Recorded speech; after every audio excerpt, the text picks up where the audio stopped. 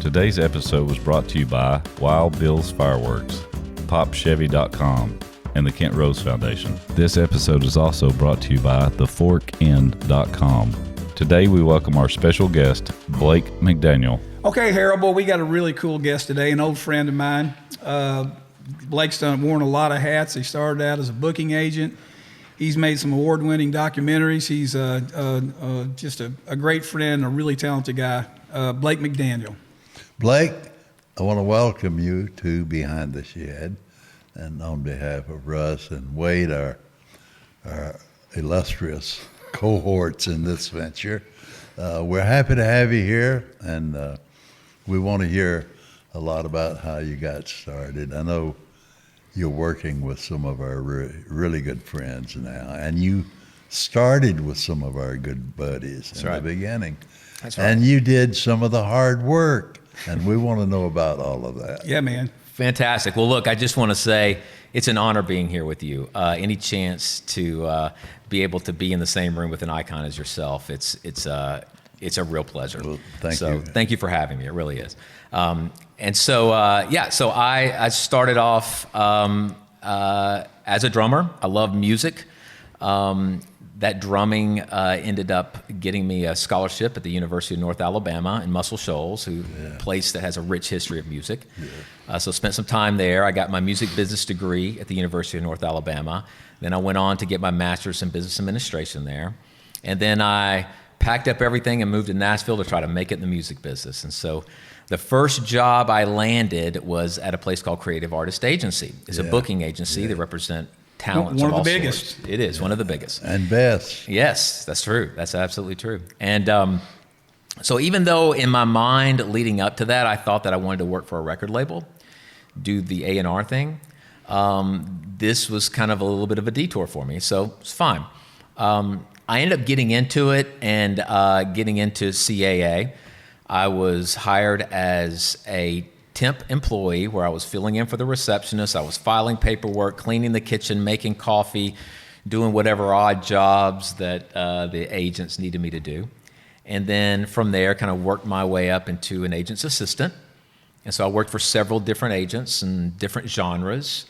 Worked for an agent that did contemporary Christian music, one that did country music, dabbled in the bluegrass world for a little bit, loved that. I have a deep love for bluegrass music. Yeah. And then after a time, it occurred to me that all these agents were talking about contracts and arguing about contracts with promoters, et cetera. And I knew that they really didn't know a lot about law. So I thought it would probably behoove me to learn a little bit about law if I were going into this side of the business. So I started going to law school at night at the Nashville School of Law. So I'd be an agent's assistant during the day, leave CAA, go to my classes at night, or I would go home and start studying. And so after about a year of that, the first year where you learn all the basics, the nuts and bolts of law, I completed that and had a bit of a summer break, and the next year was going to focus on courtroom procedure and writing briefs, things I really didn't care about. So at that time, the agent and training position came open at CAA, and I thought, you know what, I'm going to put my name in for that. So I did, and they accepted me. And that was my off-ramp, I think, to law school, and I took it as that. And so I dropped out of law school and then went into the agent training program. And What year was that? Wow, that was 2006. 2006. Yeah. Wow. And so they put me in the rock world for a little bit. I worked under Scott Clayton, who is an amazing, iconic agent, just retired several months ago, as a matter of fact, and learned a lot from him, and then moved back into the country space, and then started off booking clubs, and then moved me up to theaters and performing arts centers, and then they moved me up to arenas and amphitheaters, and so that's what I did as my core job. Always had this curiosity about the television film world, and so because CA is so big and represents film directors and producers and actors and I had a lot of colleagues that I could kind of pull information from, and so I did that for a good bit, and started doing a few projects and putting them together and got them out in the world, and they did relatively well. And so about 3 years ago, it kind of occurred to me, okay, I need to figure out what I want to do in my next iteration of life, and I wanted to kind of broaden what I was doing. And so I was lucky enough to be able to roll out of CAA and work with Tony Conway, another iconic person in the business. Yeah. We're doing a number of wonderful things over there at Conway Entertainment Group. Very exciting. And Tony is the best boss in the world. He treats me like a partner, but he'll always be my boss. And so that's kind of where I'm at now. That's cool. That's great, man. Yeah. And of course, you're still booking Alabama. Correct. I am Alabama's agent. 15 years now. Wow. It's the dream job. It really is. Being from Alabama and being able to book the greatest band in country music history is just an honor of a lifetime. Yeah. And so, it's a dream that just doesn't seem to end. And I'm the luckiest guy in the world. Yeah, man. Great, man. So moving on then from that, what are you working on now? What are the things you're excited about? Wow. So obviously booking Alabama, we're doing that. We've got several new artists that we've picked up, and so we're excited about the future of that, which is great. An artist named Titus Thornton, and he's from Alabama as well, and a new act that we're developing. We're leaning into venues and able to do some buying for venues, which is great. It's an interesting business because you've got a lot of municipalities that'll build theaters or arenas, and they just don't know how to run them effectively and how to at least break even. And so we're able to come in and help them with that. And so, that's cool. Yeah, we're pretty excited about that that area of business as well. Very cool. Is their biggest challenge like the number of seats they have versus what kind of talent they're trying to book? Well, there's a lot to it, right? So, yes, capacities are an issue at times because depending on what artist you want to go for, you have to have a particular capacity. And if you have too small of capacity, then you can't gross enough to be able to pay the artists and pay the bills, et cetera. So it ends up being a loss for them. And then you have to get creative with your programming. Sometimes concerts aren't the only thing you need to be putting in those venues. You could be putting in speakers. You could be putting in musical performances like a Broadway musicals, et cetera. You can do movies, and you can bring movies in, and some of the actors will come along and do a Q&A with the actual film that you're playing. And so opening up the possibilities of what programming is in that particular venue is very important. Also, you got to look at your expenses, what's your ticketing deal? What does that look like? What does the concession deal look like? Are you able to share properly in those concessions? Are you providing the proper concessions for the particular market that you are in at that time? You have to look at that. You have to look at what kind of programming your market is going to respond to, and then lean into that. A lot of these venues don't know the agents. They don't know how to cut a fair deal. They don't know what is a fair deal because they're kind of isolated. They can't compare what other venues are paying. They don't know how to look at ticket history and how to anticipate what a particular artist will sell when they get there. So sometimes they pay the artist too much. So it's a variety of different things and challenges that these venues have to go up against. And it's people that just aren't in the business. They just don't know. They're well-meaning people. They're hardworking people. They just don't have the knowledge or the contacts or the perspective to be able to run it properly. So we come in and help them with that. Does that also include like sponsorship opportunities for that particular venue? Perhaps, yes. I mean, of course, we're not going to be the ones that know the particular companies in that marketplace, so we'll need to be able to make those introductions, but we know how to construct a fair deal where the brands get what they want to out of the deal and the venue gets what they want to as well. Is it still similar, or what is the difference now than, say, 2006 when you were in your early stages? And There's so many hands in the pot now in the live music space, because when I started, most of the artists were getting their revenues from album sales.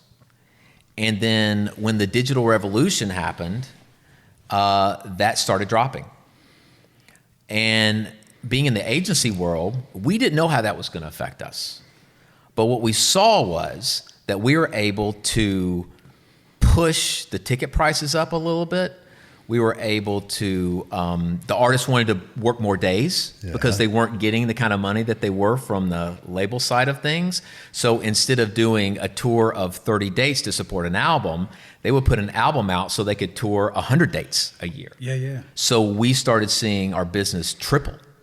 And a lot of the money that the consumer was putting into buying albums, the physical products, $15 albums, they were now able to buy 2 or 3 or 4 songs off of that album for $3 or $4 or $5. And that extra money, what they were doing is they were shifting it over into the live side, and they were able to use that to buy tickets. Wow.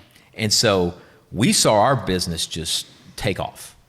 And as it took off, there were more people coming into the business figuring out how to monetize that, or how to, siphon a little bit of that money off to themselves, which is natural in any kind of growth business. Yeah. So then there was the advent of Ticketmaster. Ticketmaster comes along, and they, start building their empire with the different venues. Yeah. And then that was about the same time that I'm going blank with the name. It was a radio conglomerate, Clear Channel. So Clear Channel started buying up individual promoters. So at one time, if you went into an area of the country, there was probably 1 or 2 promoters that basically ran that region, and that's who you would go to do your concert deals. Yeah. Clear Channel came along and started buying up those individual promoters, lumped them all together, and sold that off eventually, and that became Live Nation. Wow, I didn't know that history. Yeah, and that happened around the early 2000s, by the way. Yeah. Revenue-wise, I know at one time, going on back to the beginning,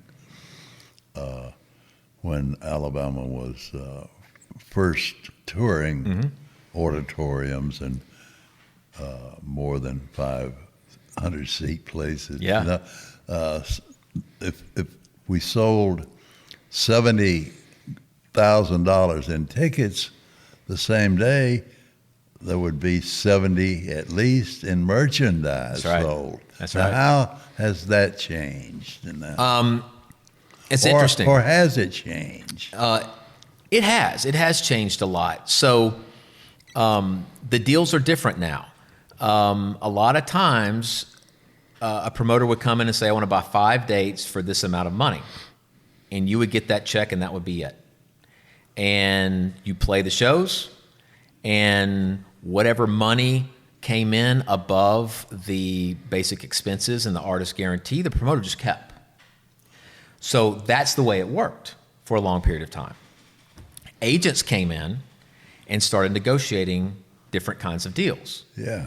So now, instead of Alabama going and grossing, say, $70,000 at a show and getting paid $25,000, and the promoter paying expenses and taking the rest of that, we go in and cut a deal where we say, for instance, we will do the show for $25,000, but we also want 85% of the net.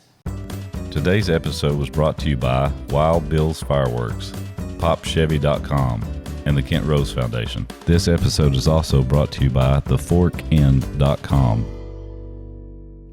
So, deals today are a little bit different than they were back pre-2000, and they're different in the way where back when, say, Alabama began touring, a lot of times promoters would pay them a flat guarantee, a flat rate, whatever that was.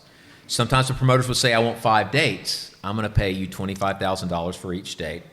You come, you perform, and then the promoter would take whatever money was above and beyond the guarantee and the expenses of the particular show. They would just pocket that, it would be theirs.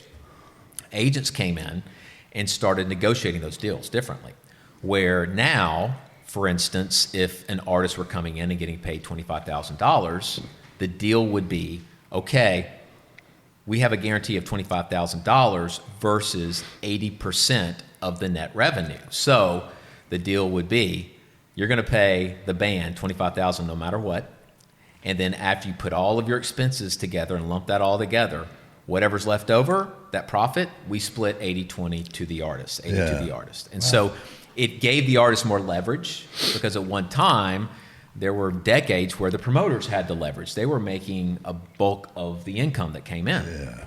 And so agents were able to come in and kind of recalibrate that leverage a little bit and make it more fair for the artists themselves. Now, when Ticketmaster sells the tickets, now they have the resale. Does artists get a percentage of that? They do. Okay. They do. It's called the Platinum Lift, and it's part of the deal that's cut. So, yes, Ticketmaster gets a little bit of it. The person who owns the ticket gets a little bit of it, and the artist gets some as well. Okay, that's a better there's deal. Platinum Lift. Yep. That's what it is. Platinum Lift.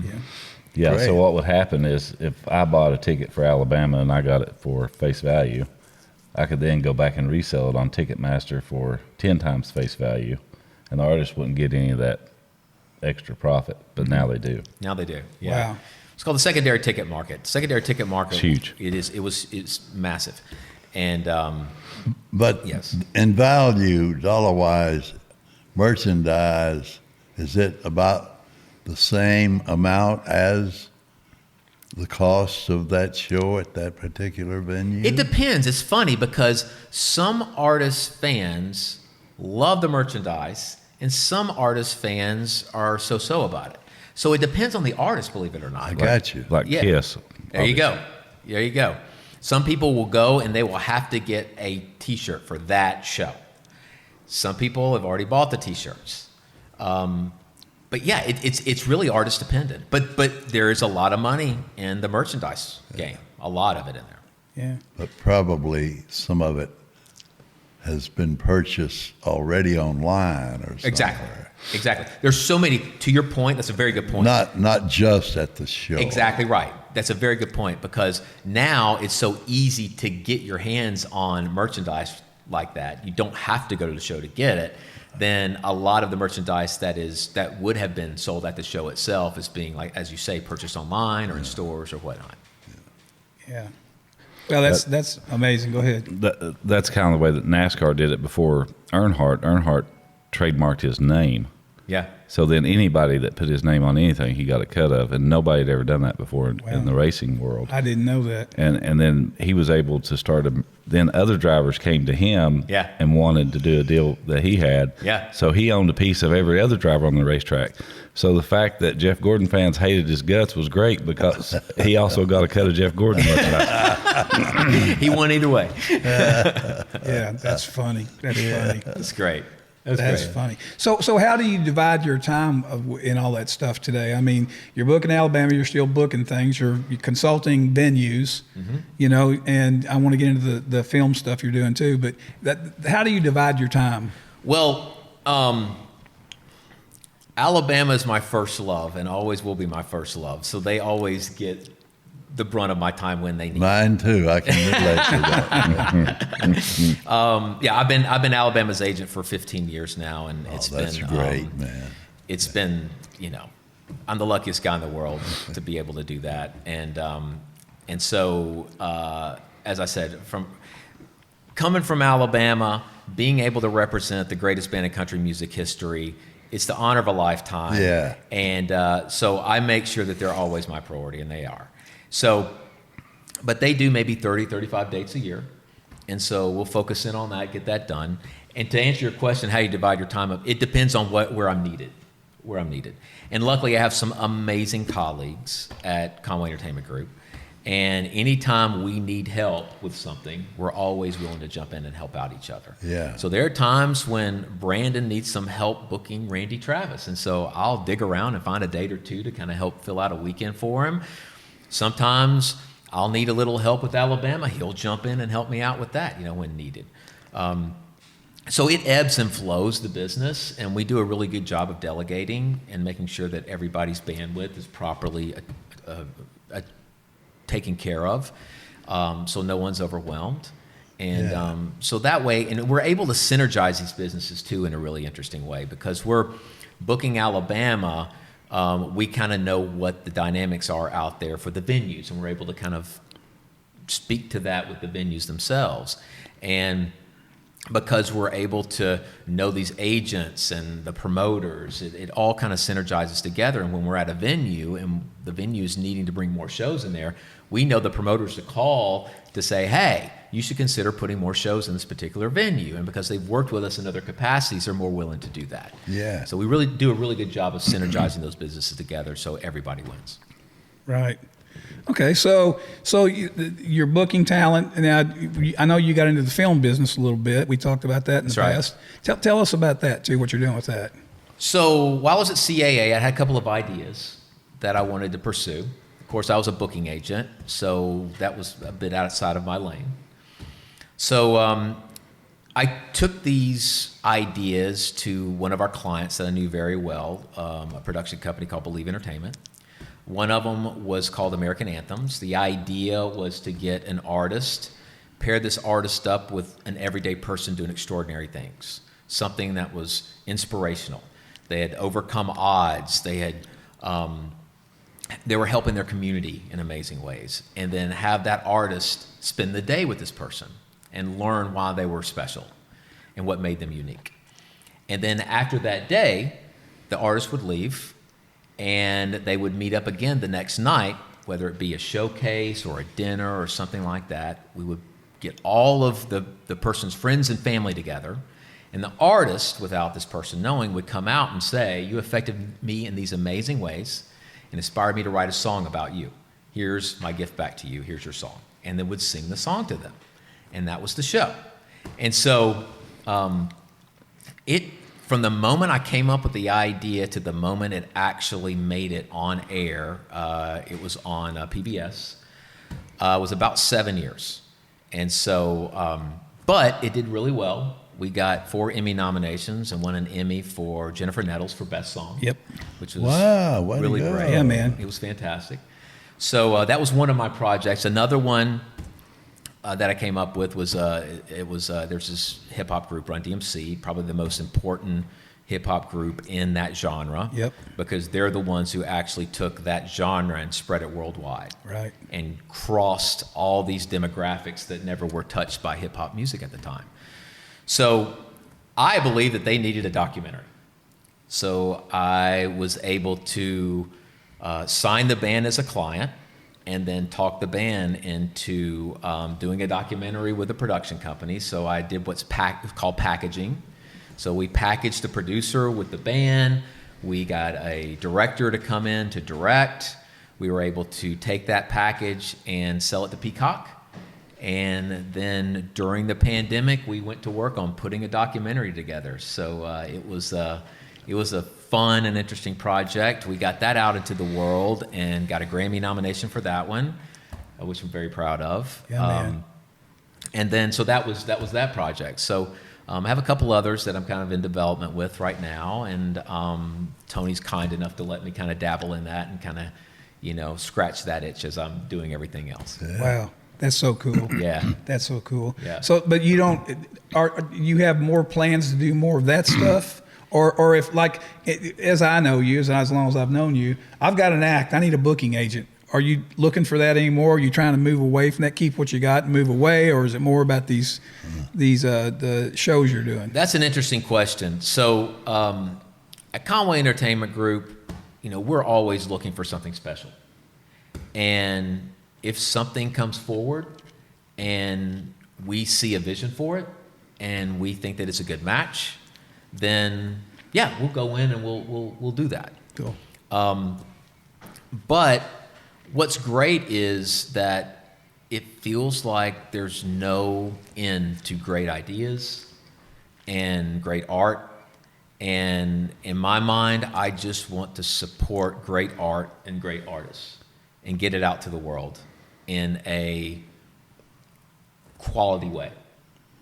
And What does that mean? That means if we see that, there's too much business coming in that we can handle, then we'll hire somebody else. There's plenty of people out there that can help us achieve this vision for the art and the artists. So to your point, Russ, yeah, there's several projects that I'm working on. Those projects notoriously take long periods of time. And sometimes there's months where I won't do any work at all on the project. And then there's weeks where I'll be on the phone for several hours a day dealing with it. So you just never know. But you construct your business and you construct your support system to properly support the art that you are developing. That's the way I see it. Yeah. And so that's my plan, and that's what we're going to do. Cool. Very cool. You mentioned Stan Barnett earlier. We talked, or one of us did. An agent we've known forever and ever and ever, and Harold's known longer than me, actually. And that you said one time he taught you how to be an agent. Yeah, so I have to say I worked for several different agents. I learned something from each of them. I worked for Stan for about 2 years. Stan Barnett, for those who don't know, is an iconic agent. He was in the business for years. So well respected. He was Keith Whitley's agent. He was Buck Owens' agent. He just and he came from that old school where you did it because you were passionate about the business and you were passionate about the people you were doing business with. And was it about the money? Yes, it's a business, right? And you have to make money. You have to make the dollars and cents work out. But Stan taught me to make it fun. And not only make it fun, but treat people right. Know that you're in the long game. You're not trying to go out there and get as much money as you can from each individual deal. You're building a career for you, a career for that artist that you represent, and you want that career to have a long tail on it. So play the long game. He still does, has an amazing amount of trust that the business has for him. Yeah. And that's something that I wanted to emulate. I wanted people to know that when they're doing business with me, they can trust me, that, I'm going to represent my artists, but we're going to try to come out of this with the best deal for both people so we can keep doing deal after deal after deal after deal. Sure. Yeah. That's cool. Man, great answer. In the older world that I was in not so recently, when artists get record deals today or whatever they do, and they get hot, whatever, and they're looking for an agent, you guys then are still embracing young artists coming in and looking for new talent to work with. Yes. And is there anybody new on the horizon you're working with now that? Well, Titus Thornton is one of them. I mentioned him. He's got this amazing voice. It sounds like, Keith Whitley. So he's got that. One of the things I love about bluegrass is unique. Is the vocalists themselves, they don't do any vibrato, and which is amazing because you have to hit that note. You have to stay in tune. Yep. There's no waving around it, and he has that, but he sings country songs like Keith Whitley did, right? Wow. Keith Whitley used that vocal style from the bluegrass world. That's right. He didn't go looking. That's right. And he plugged it into the country world, and it was so impactful and so unique. Yeah. And Titus has that. Yeah. He's 17 years old. He turns 18 in 3 weeks, so he's a youngster. He's a fourth-generation farmer from North Alabama, Rogersville. Wow. So he is legit. He will pull out deep covers from Merle Haggard and Keith Whitley, songs that most people have never heard before, and they'll think he wrote it. He's like, no. I'll listen to all the songs on the album, and I love to perform all the songs on an album. Yeah. So it's very unique. Who is this guy? Titus Thornton is his name. Titus Thornton. Titus Thornton. Great name. I know, right? Yeah. Yes. Big boy. He's got a name that fits his persona. He's a big Who boy. produces his records? No one yet. We're on the very, very bottom end of developing him, but we're certain we've got an amazing talent with There you him. go, Harold. Yeah, Harold. We're going to dig in hard. Yeah. Harold grew up playing bluegrass, so. Oh, I didn't know that, Harold. Yeah. My first band was a bluegrass band. Wow. Mandolin player. I played Really? Yeah, I thought I did. I represented Rhonda Vincent. I represented Oh, I love Ralph Rhonda. Stanley. Yeah. in my early days. Yeah. She's great. You talking about icons there. Right? Yeah. Queen of Bluegrass, grandfather of Bluegrass. And Benson and Daly and That's Rhonda, right. You can't get any better. I agreed. Yeah. Absolutely agreed. Yeah. Absolutely. Now, agreed. you mentioned Jennifer. Do you represent her? We did at CAA. When I was at Creative When you were Artists at Agency, she CAA, was one okay. of the artists on the roster. And so when I came up with this idea, I knew that I had to do a pilot. And I knew that I had to have somebody substantial in that pilot. So we went to Jennifer and we begged her. There's no guarantee on this. We don't know if this is going to sell or not, but we think it's a really good idea. And kudos to her for buying into the idea and the concept and doing that first pilot for us. And so that first pilot, we had it in the can for maybe 3 or 4 years, shopping it around to find somebody who believed in it. And finally we did. We found PBS, and were able to kind of put some funding together to get the whole series shot. Wow. And put out there. And because she believed she believed in us on the front end, 7 years later, she was able to walk up on stage and get an Emmy for the song that she wrote. That is so cool. Yeah, very fitting, very fitting. She was well deserved. How many episodes did you do? We did 6 episodes.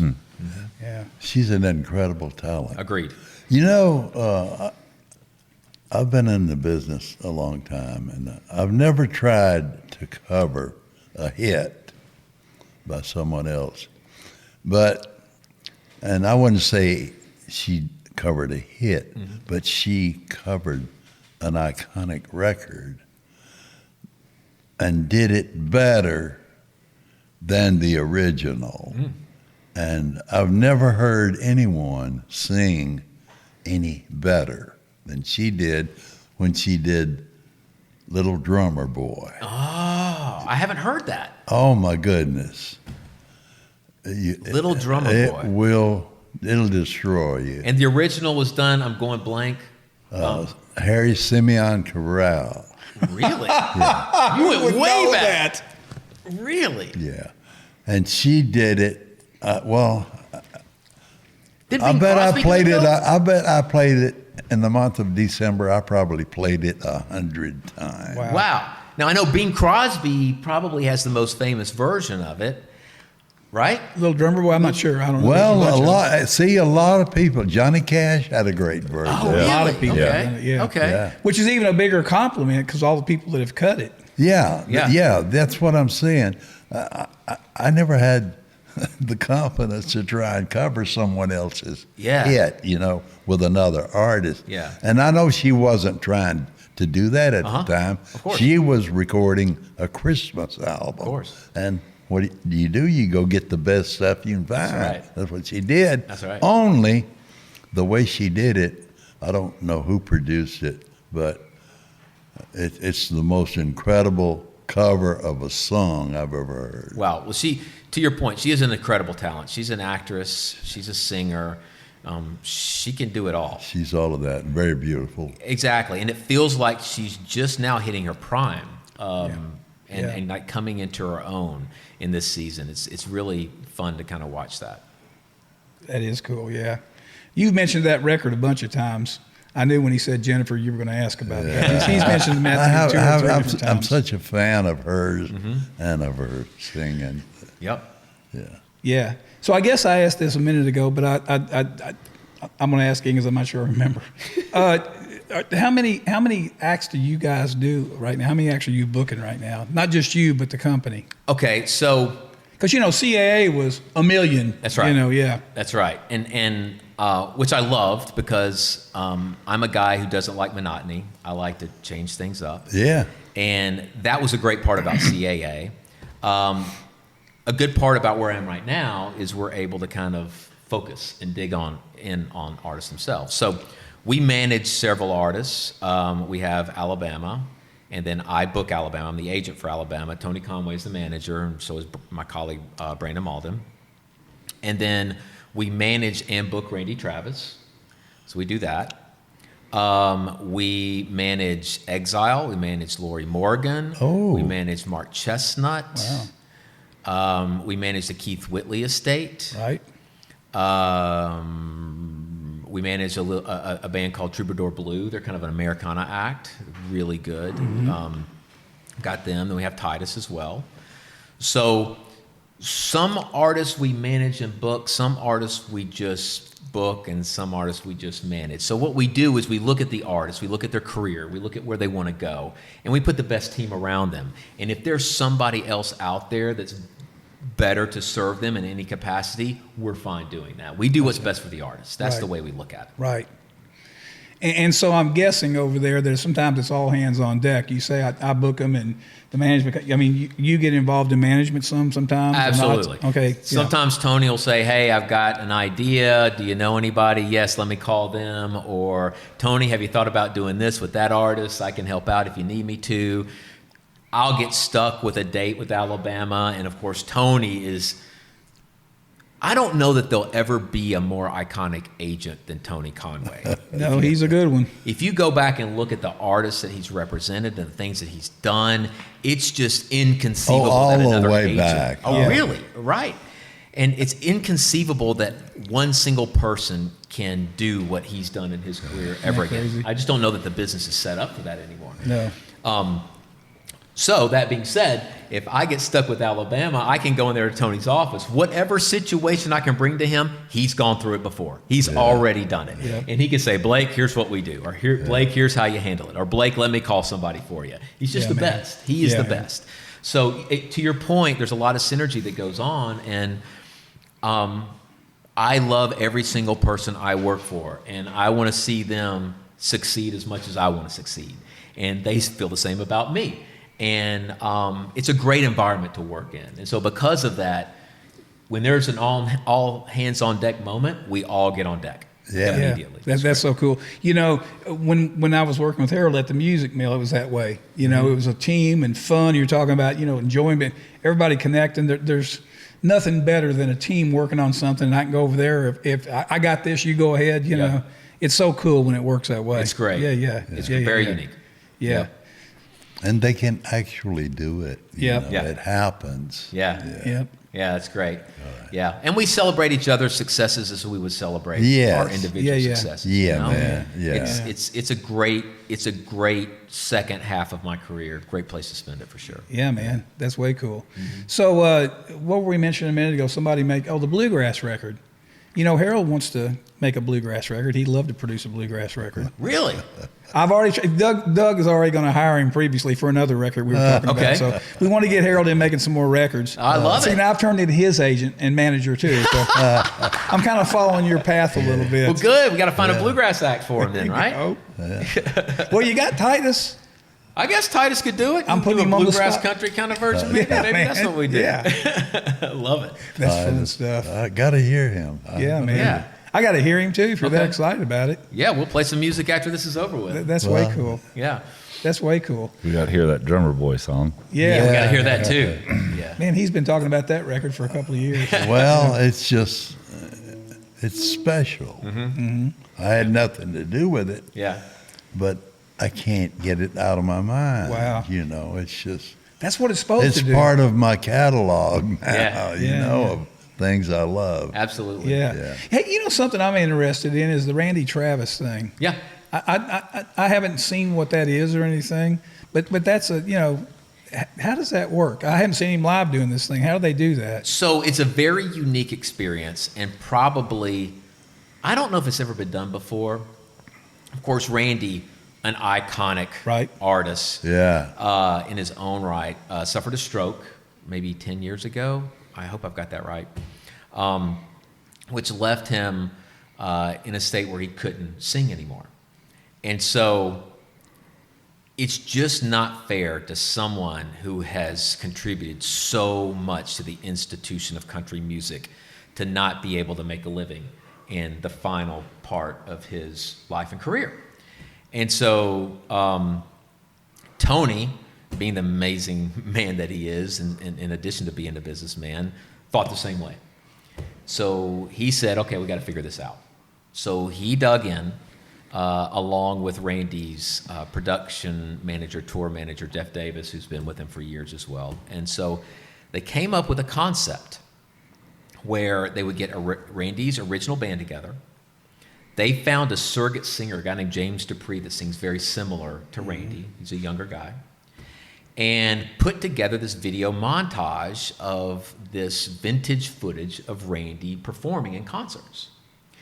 And so the way the basic show unfolds is Randy and Mary, his wife, come out. They kind of introduce the show, welcome everybody to the show. They have these seats on stage where they sit down on stage just to the right of the band. And James Dupree, the surrogate singer, comes up and then starts singing some of the songs. And as he's singing the songs, you're watching the vintage footage of Randy in concert up there. And you get to watch Randy and Mary actually enjoying the performance with the crowd themselves. And then in between the songs, of course, Randy was an actor as well, and so he's got and a good actor, a great actor, exactly. Yeah. And so there's little video montages of Randy's little acting scenes and things that go on between the songs themselves, so it keeps the audience engaged. Mm-hmm. And then there's some really pretty amazing surprises at the end of it. Randy has taught himself to sing a few little lines of a couple of songs, and if he's feeling up to it, he kind of does that. If you're lucky, you might be able to get him doing an encore singing the first verse and chorus of Amazing Grace, which after he does it, there's not a dry eye in the house. Wow, I didn't know he could do it. Absolutely. Wow. It's just a moment. It's just a moment. And I will say, we at Conway Entertainment Group were booking this, and it was a new concept. And those first 6 months of booking those shows, they weren't easy, because taking this concept and trying to sell it to a promoter who's got to put the money on the table for it and try to take this concept and sell it to ticket buyers who are going to buy tickets to it is not an easy thing to do. No, it's not. I can imagine. It takes a lot of focus, a lot of digging in, a lot of multiple phone calls, a lot of long conversations. But after we got that first run of dates in, the responses were just overwhelming. Wow. And so all we had to do was just refer the new buyers back to the ones who had done this before. I booked him at a casino, his first casino play for this particular show. I got a friend of mine, and I had to call him up, and I said, you got to do me a solid on this one. Trust me on this one. And so I sold it to him for a certain amount. And he did the show. It sold out. He called me back the next day and goes, you should have charged me double. Wow. But that show was amazing. And I said, okay, cool. I'm going to use that line when I go back to the next casinos. But it's that kind of show. Look, as you know, when you take upon a project that's new and hasn't been done before, it's an uphill battle to get it done. Yep. But if you believe in it enough and you believe in the cause enough, you muscle through all of those objections, and you get to the point where you get to say, I told you so, and it feels good. And got it done. That's right. It feels good that we did it and we were able to accomplish that. But it feels good that we're giving back to a deserving icon that, in a really, in a way to honor his legacy. Yeah. I got to go see Well, that. what a pairing. And we had the rider on earlier of 3 wooden crosses and Randy Travis, just what a great pairing it that is. is. Yeah, it is. It is. And he does it so well. And it's so authentic.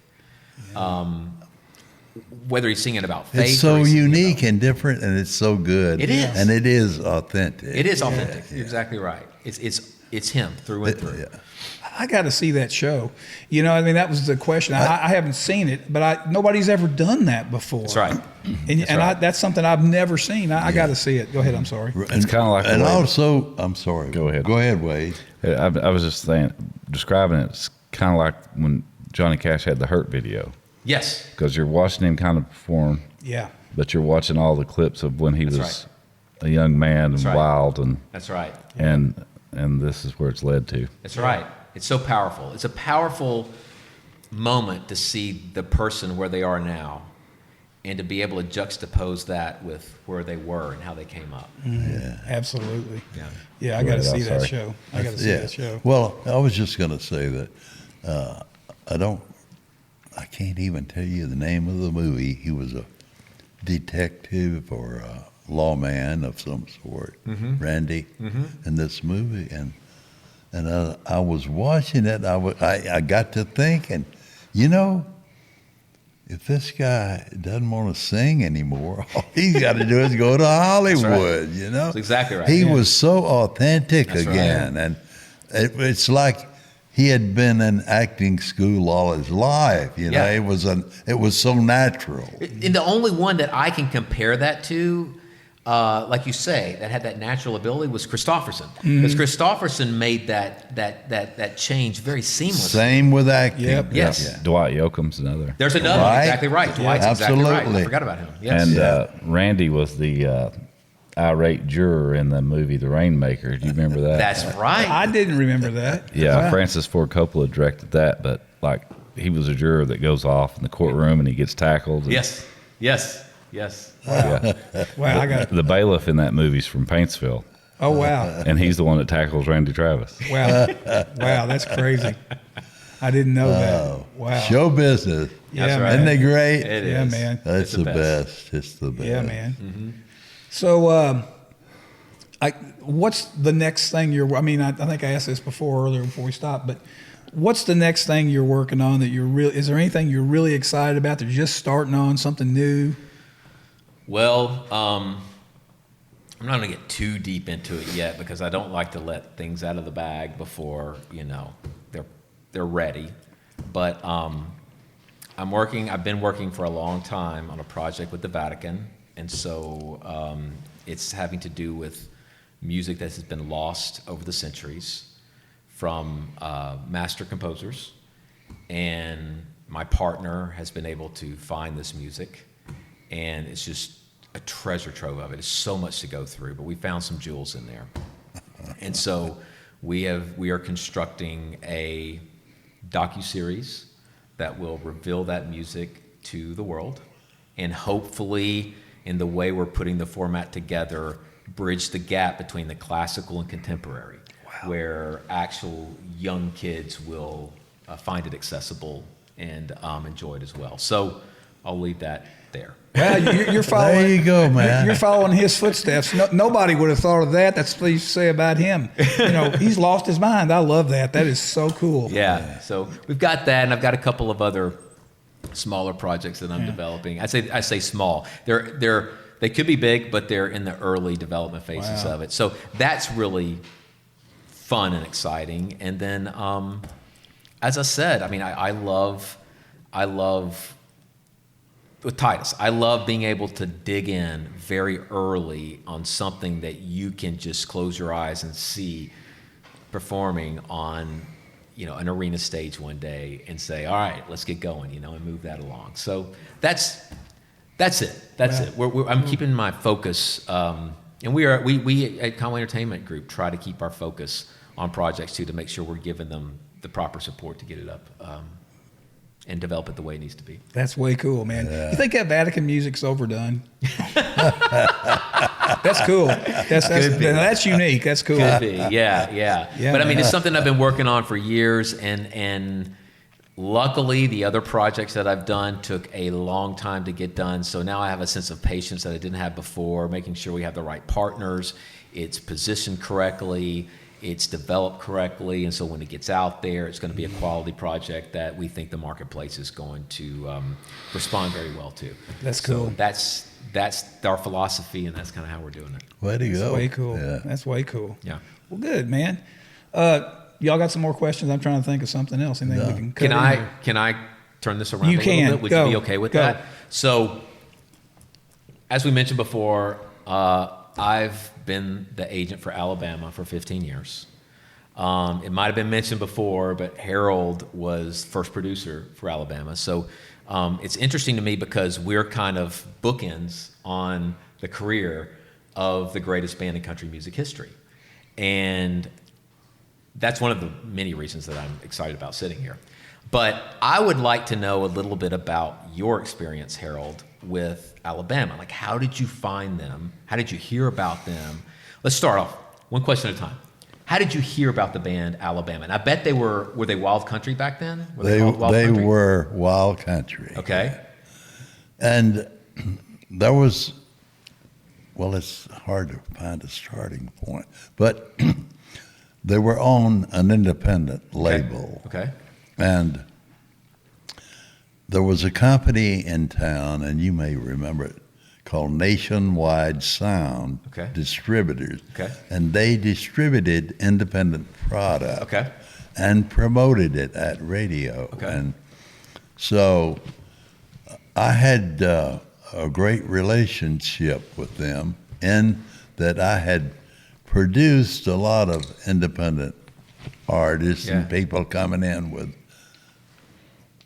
20 grand, wanting to make a record, and Yeah. and some of it was good. Yeah. So the ones I thought were viable, I would take to Joe and Betty Gibson at Okay. Nationwide. Yeah. It was a man and wife, Uh-huh.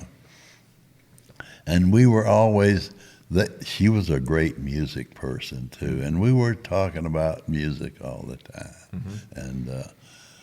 And I kept telling her, now if you get one of these independent things that you think is worthwhile, just call me. And one day she called me and says, I've got a band. I want you to come in here. Okay. We're doing a record for them at radio, and it's up to 32 on the country charts. And it was a song called I Want to Come Over. Okay. It's on the first album. Okay. And so I went over, and I liked the band more than I liked the song. But I says, where is this band? She says, well, they're called Wild Country, and they're from Alabama, but they're playing at a club in Myrtle Beach, Yeah. South Carolina. Yeah. And The they're- Bowery. The Bowery. Yeah. And they're not employed. They're playing for tips. And so, my goodness, I said, I think I want to go see them. So that's what I did. I went to the Bowery, and I'm going to tell you guys this, and that still impresses me. Most impressive thing I ever saw. When Alabama was performing on stage, and they were doing all of their original songs, everything they did on stage, except for maybe a Waylon song, or Jeff or Teddy would do Green River, or, but everything they did was stuff they wrote and performed. Wow. And the audience knew these songs, and they've never been on the radio. Wow. So I thought, somebody's paying attention to Yeah. this, Yeah. kind of thing. So, I became intrigued with it to the point that I stayed till the show was over, and Randy invited me out to his trailer. He was living in a house trailer at the time. And went out, and we started talking, and all that. One thing led to another. So pretty soon, I'm going back to Nashville and finish this album they have started. Yeah. So that's just, it came together, and I started working on the album, and he said, we've paid for what we've done, but we don't have any money to do it. I said, well, I'll finish it, So I did, and we got it finished, and we recut some things they had done, and we got through with My Homes in Alabama. It was 8.5 minutes long. So I knew from my time in radio that It wasn't gonna radio isn't going to ever play an 8.5 minute song. No. It's just not going to happen, Yeah. They could be John Wayne and they wouldn't do it, Yeah. But there is a rhyme and reason to all of that. In November and December of every year, every business, they shoot the mother lode, in advertising, and it's all you see. Yeah. And then in January and February, it drops way down. So at that time, you could only run 18 commercial minutes an hour. Okay. And so you can't get the only 5-minute record playing was El Paso at that time by Okay. Marty Robbins. Yeah. And, so, well, we got My Homes in Alabama edited to 5 minutes, I think 22 or 23 seconds. And okay, guys, if you want radio to even consider this, we got to put it out in January and February because they are the slowest months for radio advertising. Okay. So So since they haven't And sold see, and those I- advertising and I- slots, they have more opportunity to play more music, and you could slide that in. you can get that longer record Got it. in, see, Got it. and having spent Yeah. 14 years in radio and playing records, I had learned that much about it. And so we put that into the mix. And so long story short, put it out in the spring, early spring. And it didn't go to number one, but it created so much interest that, well, I had pitched them to every label in town Okay. at the time. And one specific label told me, but they really didn't have any country artists, but it was a major label. He said, well, you know, you might get this played up and down the Alabama line, but I don't think anybody anywhere else is going to be interested in that song. Wow. So I couldn't take that for, that was not the right answer for me. So I went back, went to work, and then we got them on the New Faces show. And a lady at For that CRS, Country Yes, Radio Seminar yeah, New Faces Show. Yes, the Okay. New Faces show. And a lady that was so instrumental at that time in helping us had started, she created the Nashville Songwriters Association. Okay. And her name was Maggie Cavender. Okay. And she's passed, but the logo is hers. It all begins with a song. Right. That's Maggie's. And so all of that started kind of just, I don't know, coming together, and everybody that heard the band loved it. And so when they did the New Faces show, even though they had a band, they didn't perform, they sang. Okay. And they're better when they perform Yeah. and sing. Yeah. But it was enough that the next day, Jerry Bradley called me from RCA and said, hey, I want to talk about this band you got. Come over to my office at 10 in the morning. And I said, okay. I went to his office. This is a true story. He related it when he was inducted into the Hall of Fame, and this is the whole story. And at 10 o'clock, about 10:03, we had a record deal on RCA. Wow. Wow. What took so long? Yeah. So long. He loved My Homes in Alabama. Yeah. And he says, how much money have you got in it? I told him that. He asked me who did it, who paid all that. I told him. So the band paid for some of it. I paid for some of it. What you got in it? And I told him, got 25 grand in it. And, Wow. And he says, well, I'll give you 40 for it. And he gave me $40,000 for it. And he says, I'll give you 50 to do the next one.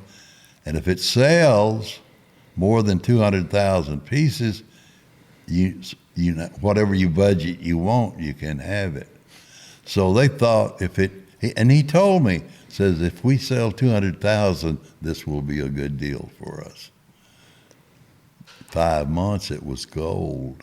Wow. A year, it was platinum. You know what I'm saying? So Wow. all over. And that was small compared to the future. It was. Wow. And then, Well, the second record sold, Feels So Right sold 4 million. Yep. You know, and then the first number one was Tennessee River.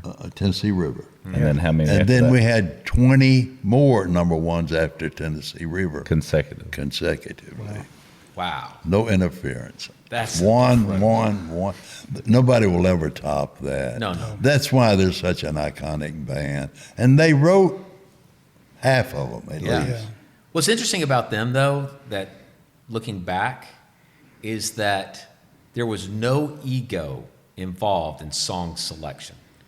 It was as if they put their songs out on the table, they put other songs from That's outside right. out on the table. Whatever was the best song won. And it's so hard at times for artists and producers to look at an album from that perspective. And At that time, we were getting the best of the best.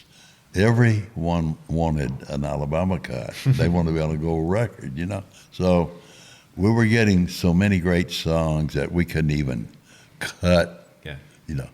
I think over a period of a few years, Larry Shell was in our A&R department at that time, and he was helping us a lot. But during that time, he probably had 40, 50 songs that went number one for other artists Wow. that Alabama could not cut Yeah. because they didn't feel it fit them, or you can't cut but so many, Right. you know. Yep. Yep.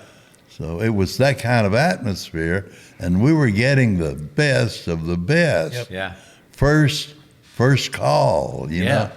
And even though you were getting the best of the best, they were writing some amazing They were songs still too that stood writing. up against They the were best still of the best. writing. Yeah. But Randy and Teddy would always say, "Find us some songs," you Yeah. know, and I would. Yeah. Yeah. It's It phenomenal. was like It, that. it worked out pretty good. And then we got ready to do. I will tell you this: Mm-hmm. the Christmas album, and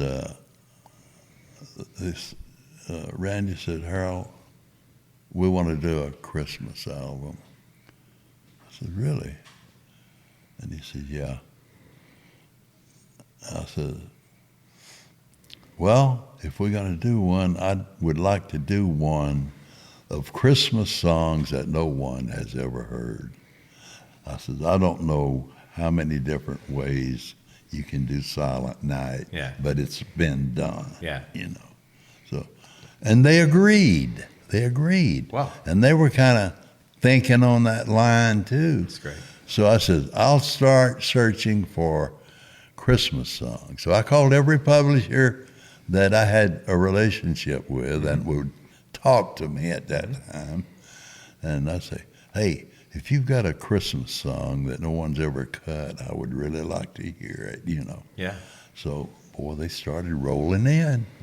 And pretty soon we had Mary and Joseph's Boy and Candle in the Window. And they wrote Christmas Dixie. Yeah, Christmas in Dixie. They wrote it, and it came out as a single before the album. Sold 2 million copies. The single did. Yep. And then it was the main cut on the album. Yep. And Becky Hobbs wrote I had a bunch of really great writers that had sent me all these Christmas songs. And it was an incredible Christmas album. It sold millions. Oh, of course. And Christmas and two things. Christmas and Dixie, I've heard from someone that there's probably only a handful of modern Christmas standards. Standards meaning you hear them every Christmas time, Right. time and time again. Right. And there's maybe And they're not that country. exactly, but that's the only, correct me if I'm wrong, modern country standard that's out there right now. And there's only 4 others that I can tell you that's been cut probably in the past Same. 20 years or so. Same. And kudos to you because you saying, hey, we don't want to cut standards. We want to cut something new was the catalyst for them to go off and write Christmas and Dixie and come back and then have one of the modern standards. So fascinating how it all works out, right? It is. Yeah. It is. Chuck Bedwell But, that worked for Harold said he had to listen to like 1,000 Christmas songs for that album, and they was listening to them in July. Yeah. To get ready. Yeah, that's true. But if it can put you in the mood in July, it'll put you in the mood in Amen. Christmas, right? Absolutely. Boy. But same thing. I didn't do the gospel record, but I would have had that same attitude. I don't say they did it wrong. I'm just saying I would have done it differently. Yeah. You know. Yeah.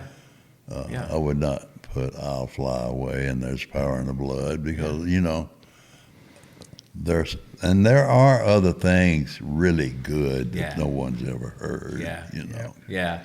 And that was always my thing, though. I wanted something I'd never heard before. I get it. You know. I get it. When I hear a song, I want to hear some lines and hooks that I've never heard before. Makes perfect so sense. all of that was really a big part of the beginning of the band of the decade. That's amazing. Decade, 5 decades. And now, Right? Now, yes. How many bands have had that kind of longevity? You know, or artists of any sort. Agreed. It's hard, and it's hard for bands. It's a 3-year business for most artists. Absolutely, You know? and for bands even shorter sometimes because the dynamics of keeping a band together through what it takes for the longevity of career is just really difficult. With a solo artist, you make the decisions, you are who you are. But with a band, it is a cohesive unit that has to operate as a cohesive unit. You know, it's several individuals, and they're family. In the end, they're family, and they will acknowledge I don't know that. if you know this or not, but as being their associate now, you will appreciate it. The first manager went to prison. Did you know that? No, I didn't. And he turned the band over to another gentleman. In 3 months, he went to prison. And I tell people, then I got Dale Morris, and he should have been in prison. So, anyway. But, Well, there was a time I made when- it into a funny thing. But, That's funny. But Dale came along, and I played him the tape, and he got it. Yeah. And actually, did Dale was the first guy that ever let me into his office to play him a record. Really? Yeah. He was with Ron Chansey at a company called Chartwheel. Okay. And they had the guy rub it in. Billy Craddock was their main artist.